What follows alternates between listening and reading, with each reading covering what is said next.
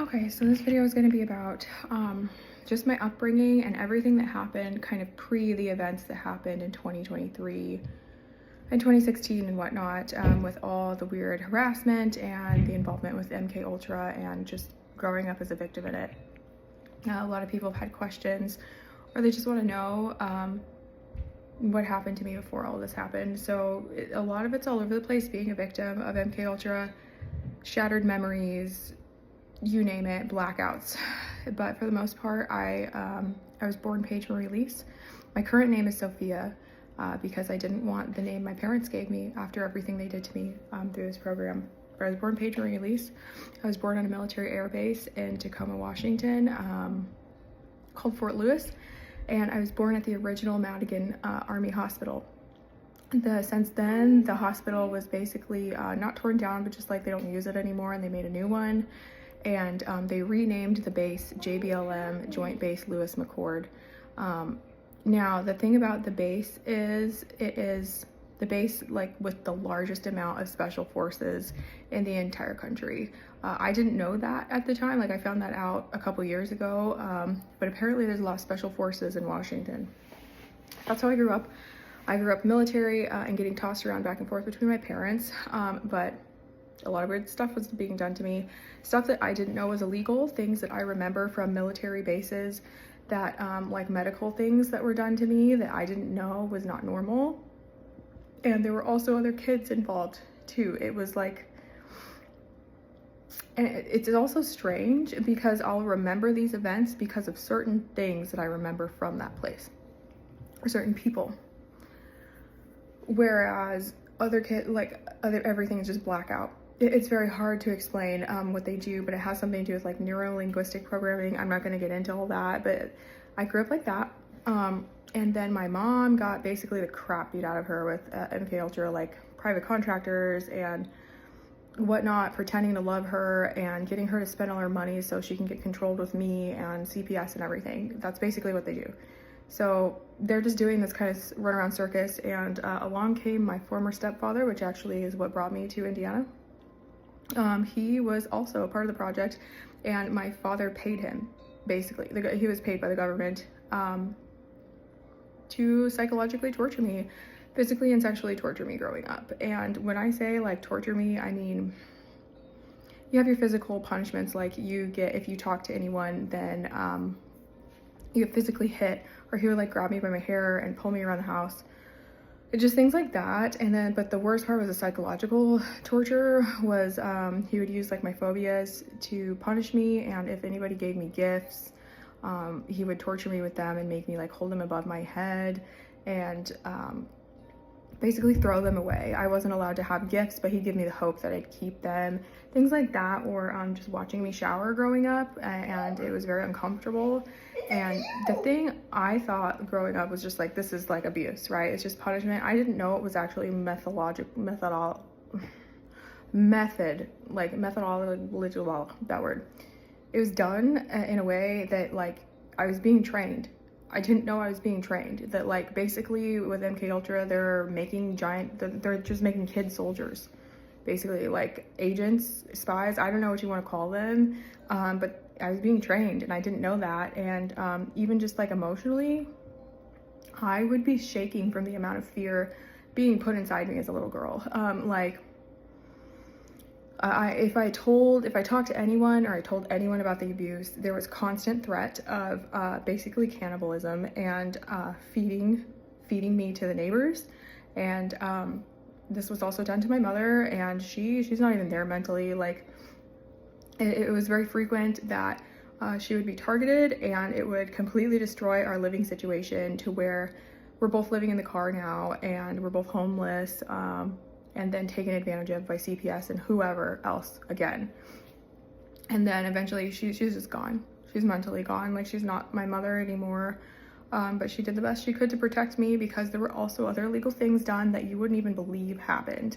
Going back to like the medical air bases, or the medical bases, things were done, like medical procedures to me that even I struggled to remember. But in one instance, there was an inexplicable ear something going on, and I have experienced that there is like an implanted device in my right eardrum, and it will extend down my vagus nerve to here, and it will be used to shock me, and it will hurt so bad. I can't speak, I can't even think. It's extremely painful. And on one occasion, when my father appeared, and he was coming for like a visit or something, it went like beep, like a really loud sound in just the right eardrum, and it's basically like a collar they use on a dog. I'm trying to keep things linear and short because I don't want this video to be too long. I grew up, I got the crap abused out of me, and I didn't know, like, it was so bad, by the way, this abuse, that a neighbor noticed in Kokomo, Indiana, and he was like, hey, I'm gonna make her work, she has to come to my air museum, I need free child labor, basically. And Scott, like my former stepfather, was like, yeah, okay, here you go, you can have her.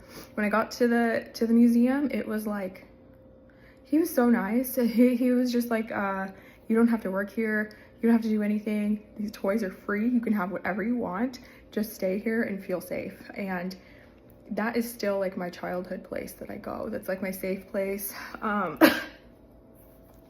that was just me growing up, getting traumatized. I got thrown into DC after that. So it was like, I grew up in Washington for a couple years, then I got moved around a little bit. I remember living in Missouri, and then I lived in Georgia, and then I lived in Indiana, and then I lived in Washington, DC. And then eventually, when I was like 12 or 13 years old, I moved to Washington State, which is where I spent the most, basically, rest of my life until even more shit started hitting the fan. But at that point, when they had thrown me into Washington, I was completely at their whatever. Like, I was so damaged that there was no hope of it ever getting better. And the things that happened, like growing up, I didn't know from my biological father was not healthy. I didn't know that he would make sexual jokes to me about like women, or he would spit on them, or like he threw a pregnant lady out of a car, just things, or like saying that he wished my mother was dead, you know, things like that, and threatening me if I ever looked like her or sounded like her. But he would also say things like, he would make jokes, like he was actually having an affair with my best friend's mother, and would take me over there to go play with my best friend when I was living with him in DC, and he was going there to like have sex with her mom, and like behind everyone's back, basically. And then he would take me home and make jokes about having sex with her, and like saying like there was a tattoo on her back that said harder, and like things like that were just nasty jokes. Or even in the basement, like where my room was that I was staying, like there's a stripper pole, and like there's like Playboy bunny stuff, and like a rag that says like cum rag on it, like all that stuff. I didn't know that wasn't normal. Like for him to be talking to me about these things that were inappropriate, or like making fun of like, he had like 6 or 7 women at a time, he would say, that he was like cheating on and like bragging about it, things like that. I didn't know, like, this isn't normal behavior, and I would just kind of like, I'm so traumatized I can't understand. So that was kind of my raising, of just like getting beaten and tortured, and so much so my body is shivering and shaking, and I can't understand what's happening. Like I would just be walking sometimes, and I was like, I can't move, like I don't know what's being done to me, like something with my body. And that's what would happen growing up. A lot of the trauma I remember was in Indiana. There's a lot of trauma in Indiana, and then Vancouver, Washington. Like weird stuff happened. Like even I was like, I don't even know how old I was. I think I was like maybe five, and it was like my job. I slept in the back, and like some kid would come to the back door, and like those glass sliding doors, and like knock on it. And it was my job to like wake up and let him in, and then we would like fall asleep in the bed together, and when I woke up he wouldn't be there. Just like weird shit like that, or just weird stuff in general, like being given assignments or missions, whatever you want to call it, and not really knowing that that's what was happening. It was more just like, you're doing this is what you're supposed to do, and like I didn't know I was a part of basically a system.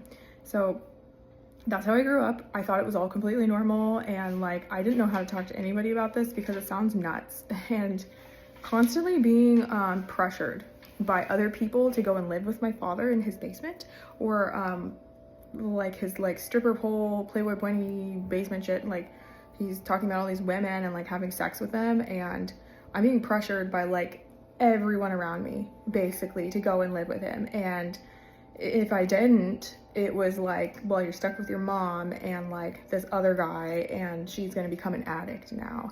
So basically like that was my life. And then just watching this onslaught of like military contractors, private contractors getting paid to just come and fuck with a single mother till she can't function anymore.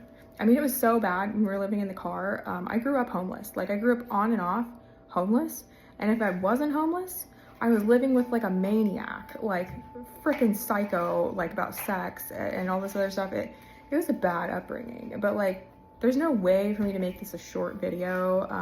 That's just kind of like the series of events. Like born in Washington, don't remember a lot. I never actually met my biological father physically until I was like 3 or 4, because my mom and dad were split. I didn't meet him until I was like 3 or 4, and it was after it was after a PK event that happened at my grandma's backyard. And PK stands for psychokinesis. Yes, I'm talking about PK. Like telepathy and pyrokinesis, things that you like think don't exist, they do. And the military and the government trains them, the CIA hires them. Look into remote viewers, basically. They're psychics that work for the government. I didn't meet my biological father until after this PK event, and when I first met him, I was so sick. And every time I ever met him after that, I was so extremely sick. I threw up. I would throw up every time I saw him, and it was so bad that like he started mocking me. Basically, he was like vomit girl. He would make fun of me. I had a tendency of just straight up, I am throwing up, because like the amount of bloodlust or whatever is coming off of you is scaring the shit out of me. Almost like, you know, like psychic, or you can just sense danger. It was bad. I would throw up on him very frequently, even in public, and like I couldn't be around him. He made me sick. That was it. That's how I met him. So born in Washington, lived there for a while, got moved around. I think that's when I went to Missouri. And then after Missouri, I went to Georgia to be with my mom and her husband at the time, who was a Scott guy, the MK Ultra guy. And then the odd thing about Georgia is my father and his previous wife, that used to be my stepmom, will completely deny I ever lived there. And I don't know why. Like, they will stand up and be like, you never lived in Georgia. You never lived there. I'm like, what the fuck? Yes, I did. I went to Smiley Elementary in Walthourville, Georgia. Like, I'm pretty sure I went to Georgia, and my mom remembers too. And this was during the time, which my mom, by the way, she saved the fucking medical records because she knew they were experimenting on me. Whatever they did with the implant here, they did that to me in Missouri. And then I had to move to Georgia next. In Missouri is when they did the weird implanty thing, and my stepmother was there, and they're like, oh, it's just a piece of gum in your ear. It's not a big deal, or whatever they were doing at this military place. My mom saved the fucking medical shit. And she like took me to the ER, and she was like, something is wrong with my daughter. Like, there's something wrong with her skull. And like, they looked. I had extreme swelling and like pain in this side of my face, and it was like, and it was an implant. It was some sort of medical device that cannot be picked up. It's not radio lucent or trans, I don't know. I do x-rays, like I'm a dental assistant, and I've done panoramic x-rays here. Whatever frickin' material they used is literally bioluminescent, or not bioluminescent. It's translucent on an x-ray. You can't even see it, but you can feel it, and it is extremely painful. I have instances where it's just used to punish me. I'm trying to keep this video short, but that's it.